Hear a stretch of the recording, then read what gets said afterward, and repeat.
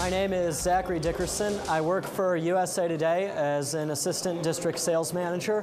I'm actually the fourth generation of my family to have the pleasure of working at Gannett, our parent company. My great-grandfather came to this country as a newspaper printer, and it's just got better since then. My grandfather started as a printer, worked his way up to management in printing. My father is deputy editorial editor at the Detroit Free Press. I grew up in a newsroom, and I joined USA Today about 8 months ago, and I'm really excited to be here. I want to talk to you a little bit about contracted labor. Who here has a business with more than 3 employees? Come on, let's see some hands. 1? No one else?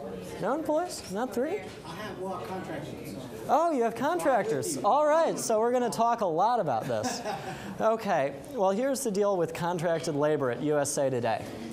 About 10 years ago, roughly, we used to have employees that would deliver the newspaper. And they did so. They were very good at it. But we realized that we were running into a lot of liability issues when you have employees doing this versus contractors. When you have an employee doing it, they get into an accident, they cause some damage, we are writing a big check.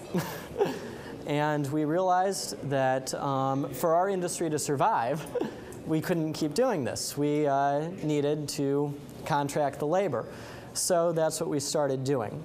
Pretty much what we've started doing instead of having regular employees is we have contractors. We have them sign a contract about this big. It takes hours to go over all of it. And we contract them to deliver the paper. And it's great for us because it's reduced our costs substantially by doing this. However, we have found that, and I have found, by some mistakes even, that there are some cons that come with this. You said you used contracted labor? Did you always use contracted labor? Well, interestingly enough, I was taught that that was the best way to do it for my business. And why did they tell you that? Because it's cheaper. Because it's cheaper, yes. Cheaper, and liability is reduced pretty significantly. Well, there is none. So all right. And also, at the end of the year, I don't have to do as much paperwork. Exactly. No more paperwork. We all love that, don't we? Yes? Okay. So when you contract someone to do a job, the terms of the contract are very specific. And when you,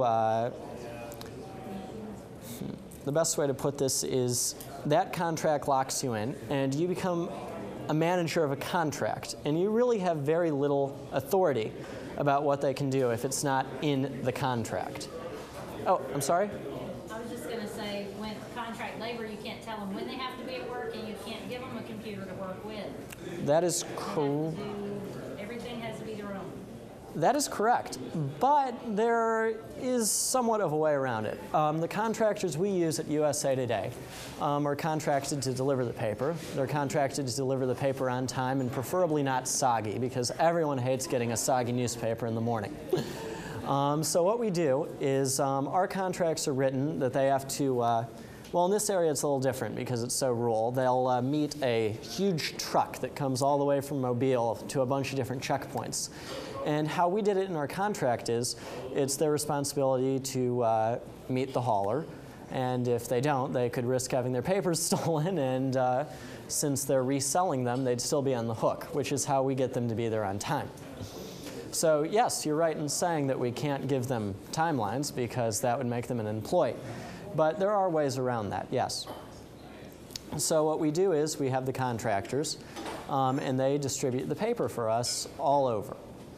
One of the big problems that we've found in this area, some other areas too, is how we do our contract labor is to make sure we don't lose out on profits since they're reselling the paper and paying us back as we bond them.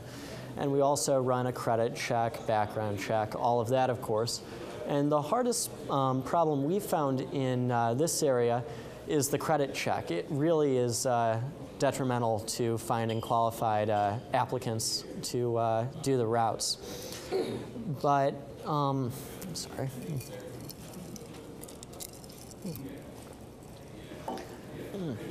But what I found using contracted labor is it has paid off, and because of it, you know, the newspaper industry is starting to decline thanks to certain web designers. But by using this, it really has been a lifeline for us and for our industry in just prolonging the amount of time and reducing the costs, because as our circulation goes down, our costs, believe it or not, aren't going down. Gas prices are rising. With less circulation, you still have a huge area to move all of these around, and it is a real logistical challenge, especially bringing the paper to, well, I wouldn't say Panama City is a rural area, but by no means a very large city, as I'm sure all of you know. And by doing this, we have managed to keep this area at a 77% profitability, which Florida, our market, is the best in the U.S. for profitability, and a huge part of that has been our use of contracted labor. It has really saved our company, I believe. Does anyone have any questions? Yes? So we have a commercial press here. Why don't you guys print on our commercial press and distribute from here? Well, we actually do print at a press that is not our own. We use the Mobile Register's facility. And the problem with using a press like the News Herald's press is just the volume. We wouldn't be able to print enough volume to justify the cost. It's actually more cost effective to print a extremely massive volume in Mobile. And then from Mobile, we're able to service Alabama, Louisiana, and North Florida that way. It just made a lot more sense to do it. Your gas costs that it might. Yeah, even with gas costs, though, by contracting with the Mobile Register, just the sheer volume shaved so much costs that it was cheaper that way. And since it's going to so many places, Mobile is a good central location because of all the highways intersecting. Why does it matter that they have good credit? Well, that has to do with the bonding issue. What we do is we bond the contractors, so we're billing them for the paper. They don't pay us up front. We send them a bill for what they sell, because they'll turn in papers they don't sell, because we aren't going to charge them for that, of course. And then after all of that is said and done, we have a finalized bill, which they pay out of their earnings from stores, newspaper racks, etc. And if for some reason they're unable to fulfill the terms of our contract, we don't want to be out all of that money. So that's where the bonding company comes in. We get our money back from the bonding company, and then the bonding company will take further action to retrieve that money, because now they're out that money.